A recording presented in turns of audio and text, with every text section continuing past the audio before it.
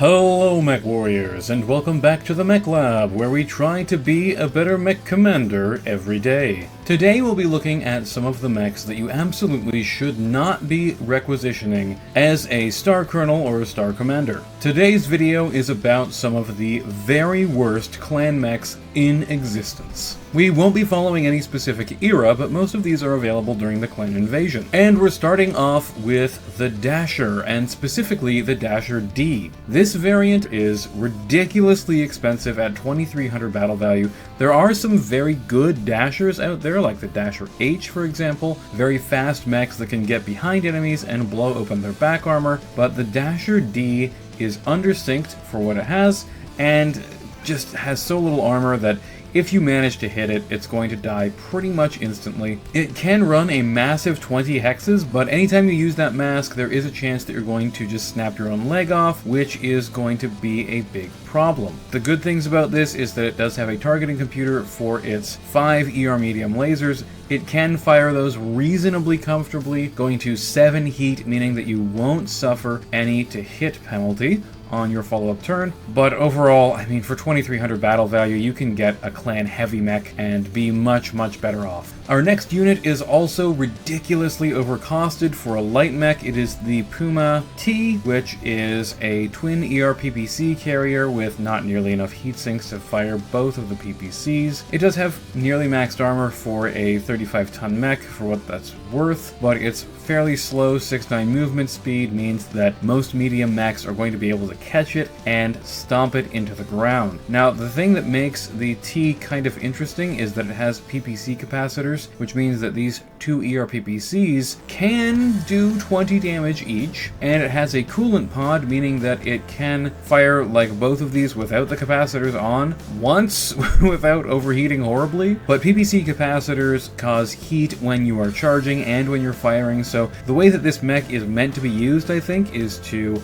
charge one PPC while you're firing the other, but that's going to produce 25 heat, meaning that you can only do that a couple of times before you have to go and hide and cool off. Or just turn both of the capacitors off and fire one PPC. Overall, I think this is just way worse than the adder with 2 ER PPCs and a targeting computer linked into them, and this thing's even more expensive than that adder, and I don't think that that adder is even particularly good anyways. A light mech that costs over 2000 battle value is pretty much never going to be worth taking. Speaking of overcosted mechs, next up is the Lobo 2. This is like a slightly bigger adder at 40 tons. It does have slightly better armor. 15 on the torsos is pretty good, but this mech, like the Puma, is horribly undersynced. You cannot fire all of the weapons without cooking this mech pretty quickly. It again has fairly slow movement at 6'9" for a 40-tonner. Its armament is kind of all over the place. We've got plasma cannons for heat pressure, we've got a large pulse laser for some mid to long range fighting, and then we've got the mid-range ER medium lasers and the close-range AP Gausses. The weird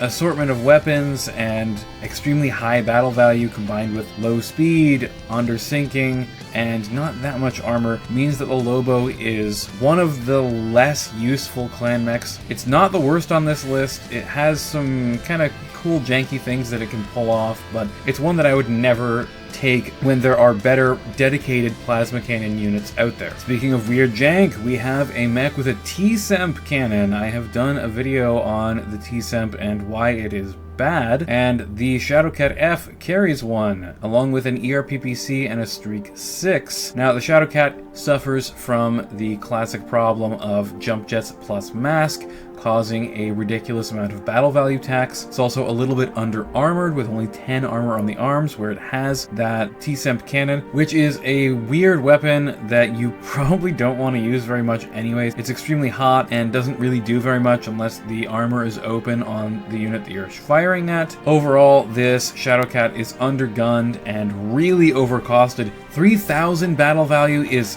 absolutely insane for a medium mech with basically one good gun on it, even if it is fairly mobile. Moving up in the weight scale and really high up in the battle value scale, we have, I think, the most expensive mech in the game at 4519 battle value for a 55-ton mech with not even maxed armor, Granted, that armor is ferrolamellar, so it's a little bit more durable, but this mech is also extremely undersynced. It carries, again, probably a really bad weapon to have, a T-Semp cannon, ATM-9, and 6 ER medium lasers, which it cannot fire without cooking itself. It does have triple strength Myomer, which is pretty cool to have on a clan mech, and a targeting computer, so all of these lasers are fairly accurate, but the sheer ridiculous cost of 4519 battle value makes this mech pretty much unusable, and the reason why it's so expensive is a combination of extremely expensive T-Semp cannon plus all of the lasers with their targeting computer and the triple strength Myomer boosting this up to a 711 movement speed. Overall, this thing is absolutely insanely expensive, and on top of all of that other stuff, as a mech warrior, I wouldn't want to pilot it because it has an interface cockpit. This is going to be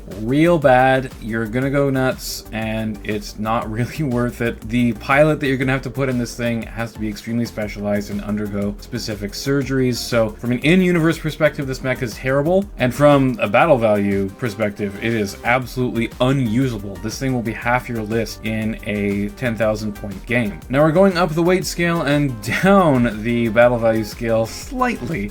We have the Thresher Mark II and its cousin, the Thresher. These are 60-ton battle mechs that suffer from having the increased jump jet weight cost on a 60-ton frame while still maintaining that 5'8" movement profile, and they also have mask, and the Thresher Mark II has a supercharger, meaning that it's ridiculously expensive. 3,300 battle value is absolutely absurd for a 60-ton cavalry mech. Out of these two, I definitely prefer the Thresher, but at 2,300 battle value, it's still pretty expensive, and it doesn't have the extra durability of the reflective armor. Not that the reflective armor is going to do that much, and it costs a lot more battle value, so that's another reason why the Thresher Mark II is so ridiculously overcosted. The Mark II has far too few heat sinks to fire its long-range weapons, and it leaves something to be desired as a bracket fire mech because it doesn't really have that much close-range firepower either. It's a little bit under-armored. 150 armor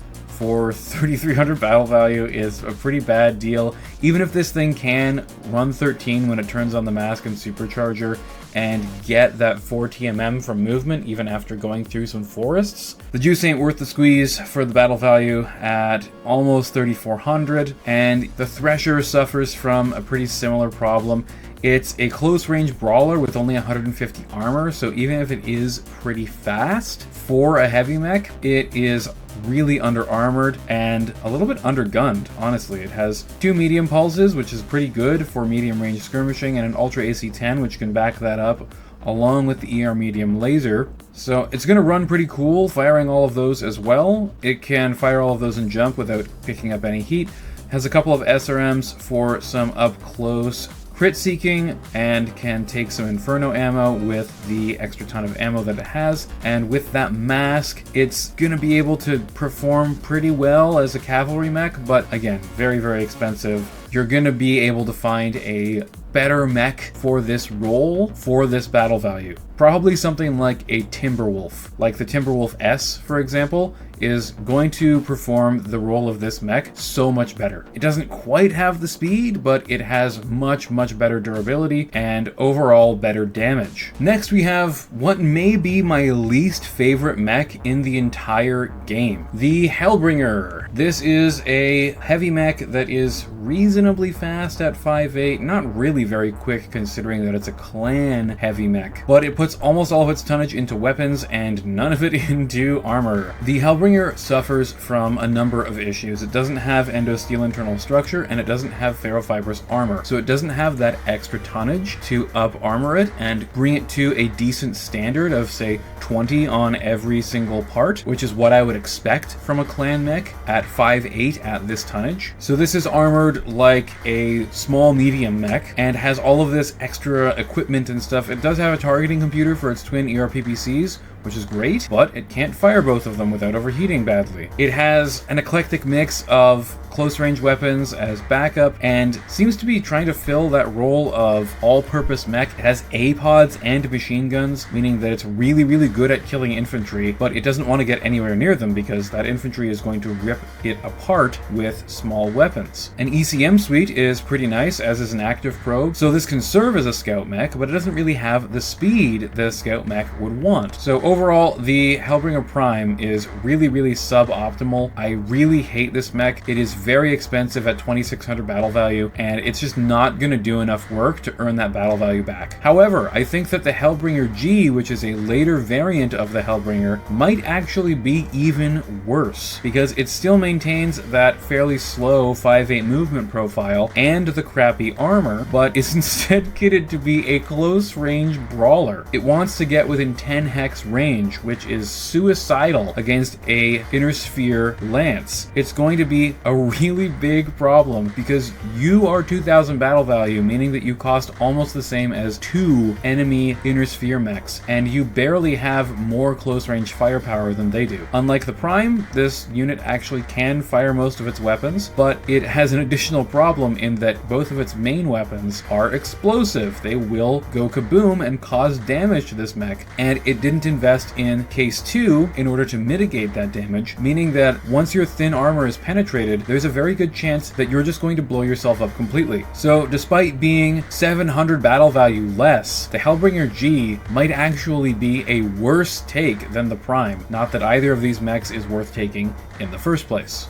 Next, we have the Naga 2C, which is another under-armored 5/8 speed mech. This one is 80 tons with a 400 XL engine, meaning that it is very similar to the Man-O-War. But unlike the Man-O-War, meaning that it can't fill the same role that the Man-O-War does as a cheap brawler. Instead, this is an expensive brawler that doesn't have nearly enough armor to take the punishment that it needs to in order to fill that role. It has an eclectic mix of weapons. LRM-15, Ultra AC-5, Large Pulse Laser are going to be your longer range weapons, and then you can fight at closer ranges with 2 medium pulses, a Streak SRM-6, and 4 machine guns. But if you ever get into range to use those weapons, you are going to get completely demolished by the enemy. Again, similar to the Hellbringer, you cost 2 of what the Inner Sphere's medium or light mechs are going to cost, so they're going to have around the same armor as you at half the cost. Now, you're going to have a lot more firepower than they do, but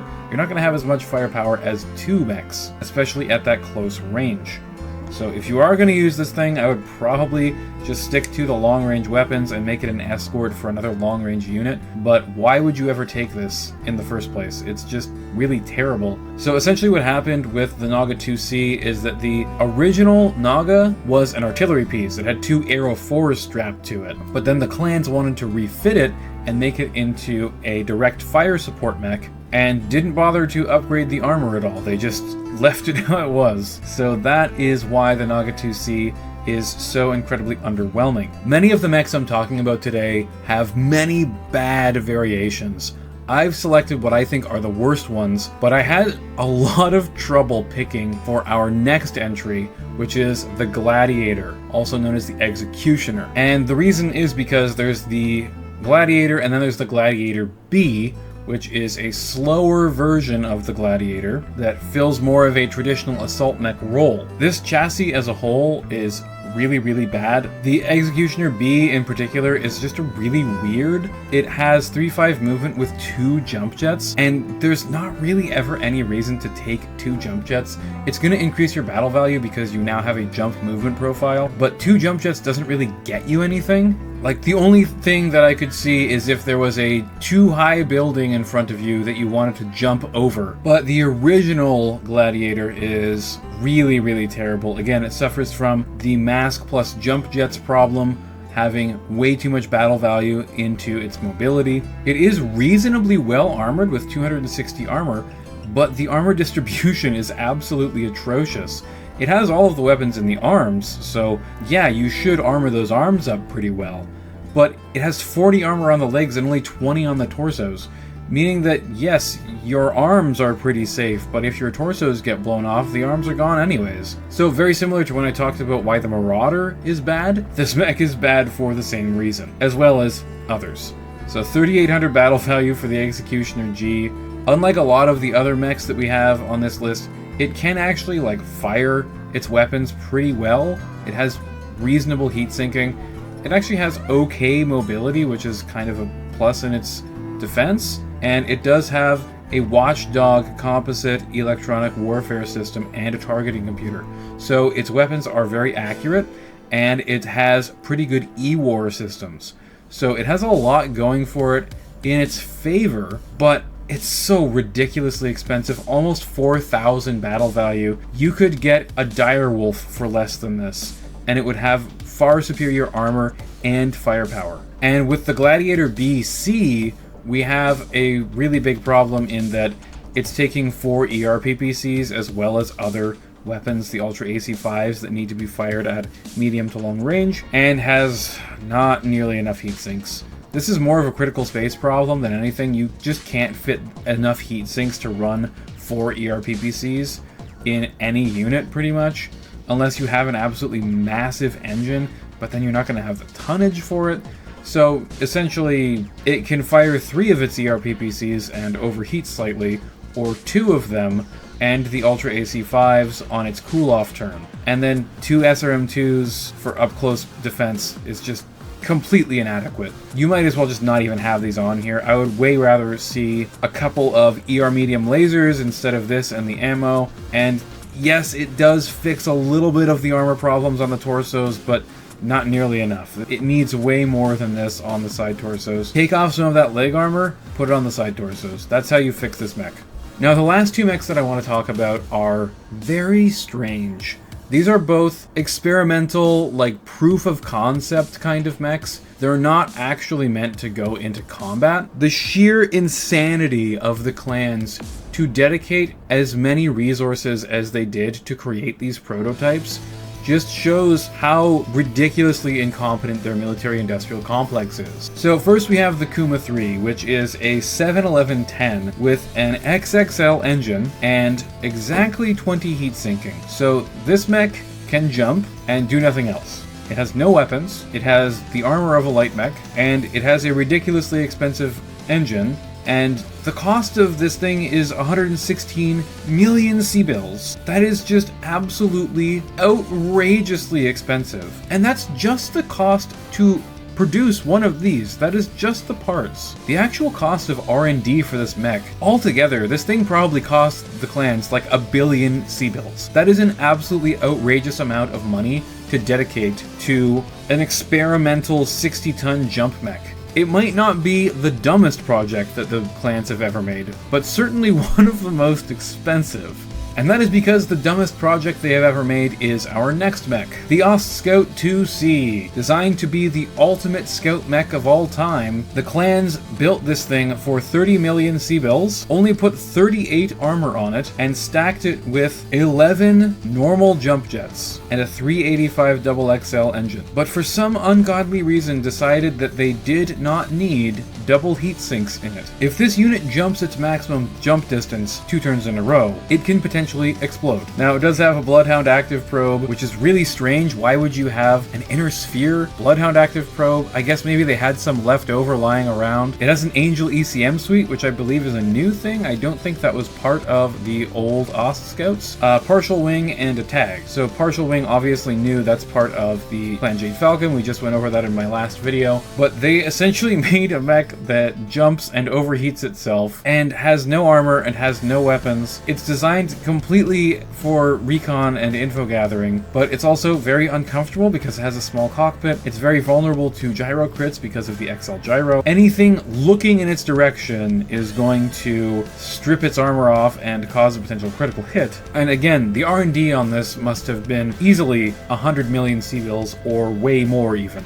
So unlike the Kuma, this could actually be used because it has functions of a scout mech. But the sheer cost and the lack of actual survivability in combat is so poor that I don't think anyone would ever want to run this mech. No mech warrior would ever get in this. The lore that I have on this is that Clan Mech Warriors pretty much refused to pilot it and were offended at the idea of a mech with absolutely no weapons, especially because clans don't really use artillery very much, so the tag is largely useless outside of maybe stealing some inner sphere semi-guided missiles, or just using indirect fire in general, which is again seen as very dishonorable by the clans. This was an ill-advised project to begin with, and apparently in the testing phase it spun around in the air when it tried to jump because it was unbalanced. So yes, there is absolutely no reason to ever pilot this, and it was a massive waste of investment of clan resources, which is kind of the story of the clans. Their wonder weapon systems pretty much always did nothing to help them outside of actual functional combat mechs.